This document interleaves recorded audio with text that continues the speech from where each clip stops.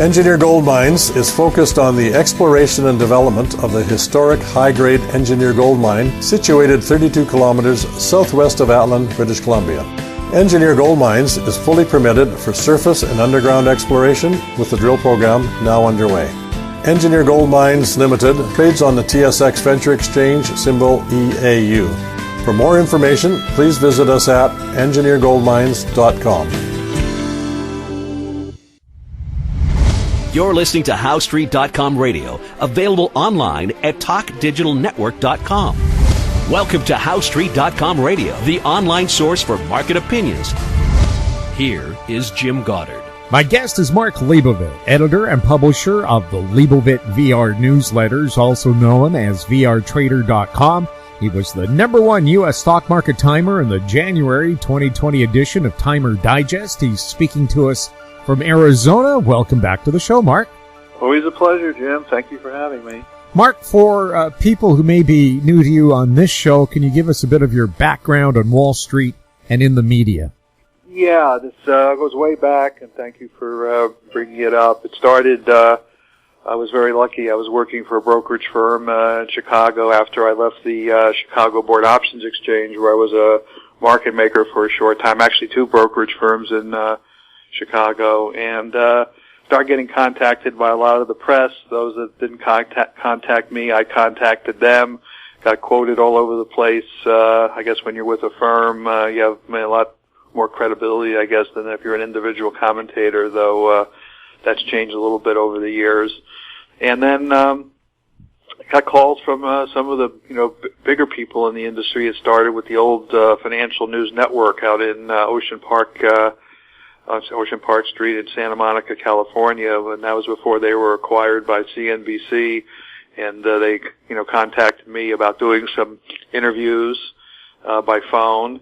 And then a short time after that, the big surprise, I got a call from the famous Louis Rukeyser, who created the Wall Street Week television program on PBS, which was really the preeminent show, national show in terms of Wall Street. And I think he created that in the early 70s, so it was the late 70s where he calls me and likes me, and eventually invites me on his program, and eventually asked if I would become an ELF, which was one of the 10 technical experts that were used to broadcast neutral buy or sell signals on the market.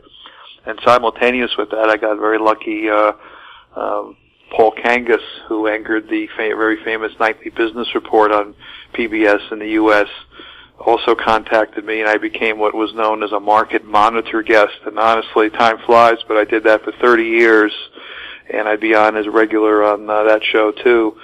So, a lot of lucky breaks, getting a lot of media exposure. It was a lot of fun. You could be right or wrong, but it's fun being in front of the camera and expressing your opinions. And today, it's a different world. You got a lot more shows. You got a lot of people on the internet promoting their ideas, and it was a different world back then. But still, that was sort of the background that led me to continue to run my newsletter, and led me up to today. And I'm lucky I'm with House Street today, so things aren't done. Taking a look at what's happening with the markets now, do you expect there to be some kind of a correction this fall? I sure thought so. I mean, we're pretty much on a low profile here, but the Nasdaq doesn't seem to stop, and a lot of that I think has to do with the strength in Tesla, which doesn't want to go down. As you know, the stock reached $2,000 a share during the day, and in the aftermarket it's up to about $20.13 a share, and it's a nonstop thing, and I guess that's helping a lot of the Nasdaq high-tech names, and they're still moving higher. The S&P's underperforming a little bit, the Dow, but I'm more inclined to think, the way they're acting, there's just, a little more to go here, or maybe more than I even realized. Generally, this is a seasonal period where you have to be careful about the market. But I remember back in 1987, actually I was on the Wall Street Week television program at the time. I think it was like mid-September 1987, and the market looked pretty good at that time. and it looked a little toppy. It looked like it could continue moving up. And then early October is when the first sort of technical sell signal came in. I think it was like October 4th, 5th, 6th, somewhere in there. And then by the 21st, we had the big crash back in 1987. There's probably not many listeners who were around trading back then, but I certainly was. But I just reflect on that because maybe the market stays up a lot longer than the cycles would indicate, because even the cycles back then would indicate that you have a negative potential September, October, maybe even starting in August. So, maybe the market's going to stay up here, into the end of the month, into September, and this big correction that we seasonally get could be delayed. And, there are years where it doesn't happen. Most of the years it does, but, with the Fed out there, pumping money into the system and so many Robin Hood traders out there buying stocks.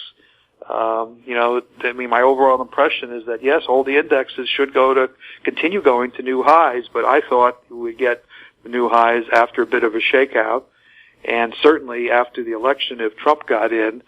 So, we just got to have to take it a day at a time here. If you're a long-term investor, I would stay with it because there are higher projections that indicate the S&P and Dow could go to much higher levels over time, and over time could be, 3 months, 6 months, or whatever, even 2 years if you want to go out that far, whether it's going to all happen now or not, and this is why you use technical analysis to try to fine-tune stuff. So we had a false start to the downside on Wednesday, and it looked like we were going to get, a little bit more selling in the market, and, the brakes were put on, and the NASDAQ composite took off, Dow took off, the S&P took off on trading today, Thursday. So, I'm not really long that many stocks. We're pretty much on the sidelines, awaiting, an opportunity, though we do try to find some trading opportunities. So I'm sort of on a hold pattern here, and we'll find out if that's the right move or not. We'll find out, and if we find some individual trades, we'll certainly take advantage of those. We'll have more with Mark Leibovit right after this. Value from success. Growth in discovery. Golden Arrow Resources is a well-funded gold-copper exploration company with proven management and prospective properties in Chile, Argentina, and Paraguay. Golden Arrow trades on the Toronto Venture Exchange, symbol GRG, on Frankfurt, symbol G6A, and the OTCQB, symbol GARWF. For more information, visit us at goldenarrowresources.com or call Sean at 778-686-0135. Media recognition from Bloomberg, Reuters, recycling trade publications. Patented process for 100% recovery of critical metals, including cobalt, lithium, nickel, manganese, aluminum. American Manganese is focused on recycling lithium-ion batteries for electric vehicles. American Manganese trades on the TSX Venture, AMY, the US, AMYZF, and Frankfurt 2AM. For more information, visit AmericanManganeseInc.com or phone me, Larry Ray, at 778-574-4444. Welcome back. We're speaking with Mark Leibovit. Mark, can gold and silver continue their upward trend even though they've kind of evened out or had a few dips? I'm sort of in between on gold and silver, too. The U.S. dollar was showing some signs of bottoming, and it's way oversold. Whether it's going to rally here big or not, only time will tell, but we are in a chart position that says you're in a dangerous position if you feel that gold and silver are going to move inverse to the U.S. dollar. We got a nice pop to the upside on Wednesday, a little bit this morning, Thursday, and then it sort of pulled back. But it looked like it was trying to bottom here. And if the dollar does reinstate that little uptrend pattern, then I think gold and silver are in a little bit more of trouble here. So in a way, I'm saying the same thing for gold. Higher targets, going higher overall, but I would have bet that in this August, September, October period, you'll get another buying opportunity. So we're keeping a low profile there. Any movement in interest rates? Interest rates is also it's very interesting. Following the bond market, of course, we had a big downer here. That's a bond market. Well, I should say that the TLT, which is what I'm tracking, which is the ETF. It was right near its highs. Rates were right, virtually at zero. And then we had this correction. There was a little uptick in rates short term, and it looked like a little top had come in there, and does that mean rates are going to go up? And it's hard for me to believe that with the Fed trying to keep rates near zero. So the chart is sort of mixed here. At the moment, it looks like we might see a little bit more of a recovery now, back up again in the TLT, which means rates back down again, even though we saw that little uptick for a couple days. So I have to stay bullish on lower rates because I don't think the government wants higher rates here and is doing what they can to keep it down there towards zero. But for a few days there, it sure looked like we had a little peak in the bonds, a little low in rates, and the trend might be changing, but it doesn't appear today that's going to continue. We'll have more with Mark Leibovit right after this. Aben Resources Limited is a gold exploration company with significant projects in British Columbia and the Yukon, trading on the TSX Venture Exchange, symbol ABN, and the OTCQB, symbol ABNAF. Surrounded by world-class gold deposits and mines, Aben's 23,000 hectares Forest Kerr Gold Project is located in the heart of the Golden Triangle in northwestern BC. For more information, visit us at abenresources.com. Don't miss out. Stay informed. Receive the HowStreet.com weekly recap with thought-provoking podcasts, radio, and articles delivered to your inbox. Sign up for the HowStreet.com weekly recap on our homepage at HowStreet.com. Welcome back. We're speaking with Mark Leibovit. Any movement in the cryptocurrencies? Yes, these have been bad-mouthed for a long time, and Bitcoin, took off here. I don't have the exact quote in front of me. Well over $11,000 for the coin. We're tracking some of the, I guess you call them ETFs for them, but the one that we favor is that grayscale GBTC, which is up to over $14 a share, and that doesn't work dollar for dollar with Bitcoin, but it sort of mirrors it on a certain level. And sure looks like like gold. Investors are looking for some alternative to keeping their money in the banks, so to speak. So the Bitcoin, I'd like to bid for that too. It's on my watch list.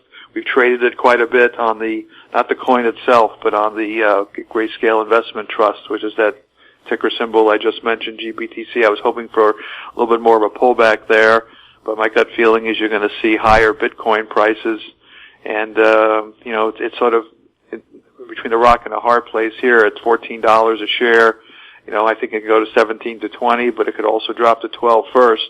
So, what I'm thinking and hoping is much like I just mentioned in stocks and gold, that we get a little pullback here during the next month or two and go forward a little better buying opportunity. But it does look like it wants to go higher, and I don't have a target for you. A lot of Bitcoin fanatics, think it's going way up there again, $20,000, and some say even as high as $100,000 for Bitcoin at some point in the future. I don't have that kind of projection, but the chart sure look like a bottoming formation, and it is upticking. So I would have to be positive on Bitcoin. Any sectors that other people may not be looking at, but you are? Gee, I don't think I'm unique there. I'd mentioned other sectors on the broadcast before. I really like the solar group, and I've had for the last couple of years, and particularly if there's an administration change in Washington. Of course, they've been going up anyway. Maybe they're anticipating that in terms of funding alternate energy. I still think all the solar stocks look great, but again, it's the same comment I'm going to make as I just made for stocks and gold and Bitcoin. Is they've had a big run here, and we're in a seasonal period, and I'd rather do some fishing if I could rather than be whole hog long here. If you look at the index that tracks the solar stocks, the ticker symbol TAN, which is actually ETF. I mean, it's virtually straight up in the last couple months. So, like to buy them on pullbacks, Jim. And also, and I mentioned cannabis before. There's been a really interesting bull move in I call them the hot cannabis stocks. These are the U.S.-based companies. The Canadian companies have really had big problems, but apparently mismanaged in a lot of ways, though they had a big run, as you know, into their bull market high in April of 2019. But a lot of names that we're tracking in the U.S., they're pulling back here the last couple of days, but just really took off. I'm talking about, 300-400% moves to the upside. So some of the U.S. names, and these companies are making money. They're doing well. If I had to give out, one example name, one would be Cresco Labs or Curaleaf. These are names that have done well. They're on our watch portfolio. If they pull back, we were in them. We took some profits. But this whole group, the U.S.-based group, and maybe they're anticipating legalization in the U.S., whether Trump does it as a surprise executive order or whether they're waiting for the Democrats to do it if they get elected, that I don't know. But if you look at the companies by themselves, they're making money, some hand over fist. So ultimately the market's judging their profitability. So they look interesting. When the Canadians are going to come back, that I can't say. They all sure look cheap, and I'm watching the signals there, but I think the street's going to wait for some profitability to show up in those names. So I think those two would sort of highlight the two areas that I've been focusing in on. And Mark, before we go, you still have the special offer for our listeners? Sure do. Thank you for mentioning it again, Jim. It's the promo code. If you go to vrtrader.com, that's a shortcut to our newsletter service, which is actually Leibovit VR Newsletters. And you go to any of the particular newsletters and sign up. On the order page, there's a space for a promo code, and if you enter 2020 half off, that's 2020 HALFOFF, you get 50% off of any newsletter for any time period that you sign up for. That's 2020 half off. Thank you. Mark, thank you so much for chatting with us. It's always fun. Thanks, Jim. My guest has been Mark Leibovit, editor and publisher of the Leibovit VR newsletters, also known as vrtrader.com. If you have any questions for Mark or any of our other guests, you can send them to info@housestreet.com. Our YouTube channel is Talk Digital Network. Find us on Twitter @HoweStreet. We're also on Facebook. I'm Jim Goddard. Thank you for listening. Comments made on HoweStreet.com radio are an expression of opinion only and should not be construed in any matter whatsoever as recommendations to buy or sell any financial instrument at any time. Available online at TalkDigitalNetwork.com. HoweStreet.com radio is a production of HoweStreet Media Incorporated.